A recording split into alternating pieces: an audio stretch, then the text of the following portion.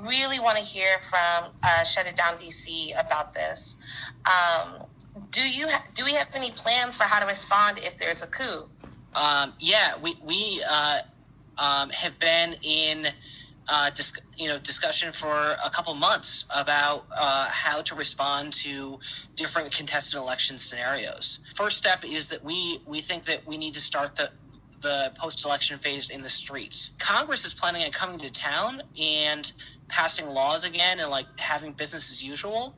And we're saying if we're in a coup, there's no time for business as usual. I heard someone in the chat talking about revolution time.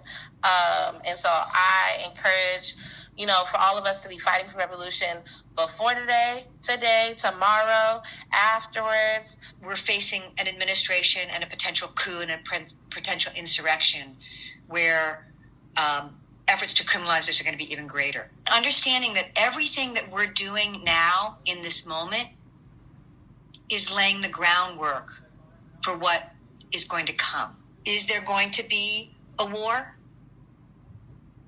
Are people going to get killed? Is that on anybody else's mind? I'm guessing it is. We're going to see potential fighting all over the country or in some hot spots. And we might need to think about that. And I know, as I said earlier, how we may find ourselves in the streets with people with different tactics than ours. But there may be some people that are willing to break the windows to get into the government buildings. If that's what we need to do, then we shouldn't fight about that. Let's do that.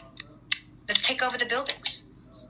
Text them, leak everything you can. The journalists I've dealt with have been super ethical in ways to shield me, to be the source of the leaks. Groups on the outside being able to show solidarity with federal workers. Making sure that we're naming what is happening as a coup.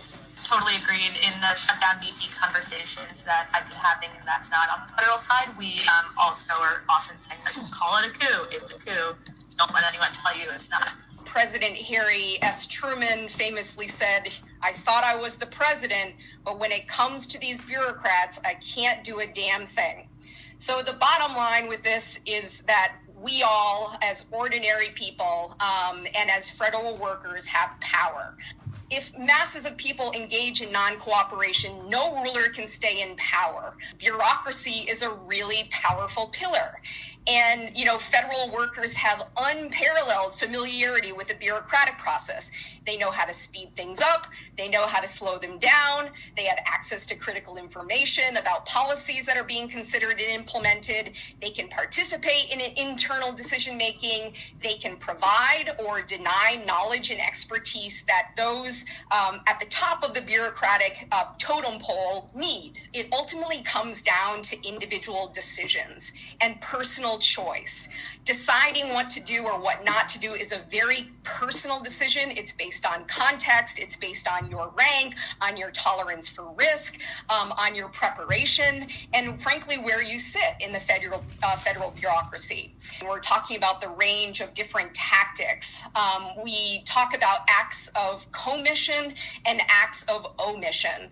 And another act of commission, albeit highly, risky, and there are a number of great downsides, is leaking. So leaking information about pending or actual policies with journalists, with activists, influential people on the outside. So another act of commission is creating parallel structures or self-organizing units. So organizing in the office place, in the workplace.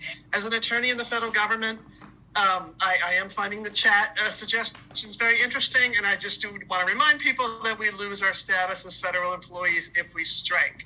And there's been a little conversation going on here, for example, about Black Lives Matter and how that is an example of a nonpartisan political statement. I guess that's been previously litigated, but whether or not you do a misdemeanor or an infraction on federal property or on public property really doesn't affect most of the jobs that you would be considered for. As an attorney, I think we're highly, that's one of the things we have to be careful about.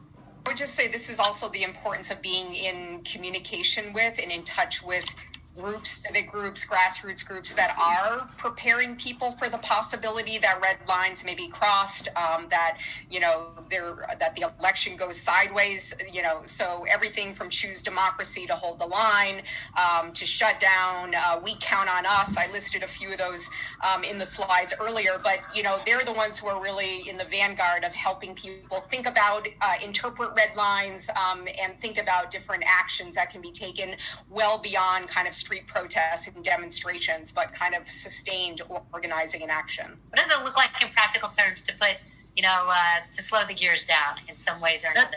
At the Department of Labor, it takes the form of several rounds of the cost-benefit analysis for a new regulation, and when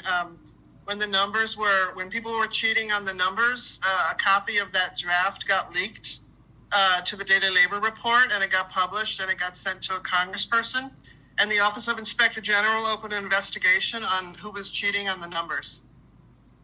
So again, that's sort of a combination of tactics. It's making a really good paper trail. It's making sure that document got out to someone who could make use of it, and then Congress getting the Office of Inspector General involved. It was really a way to stop that thing just in its tracks, and it worked really well.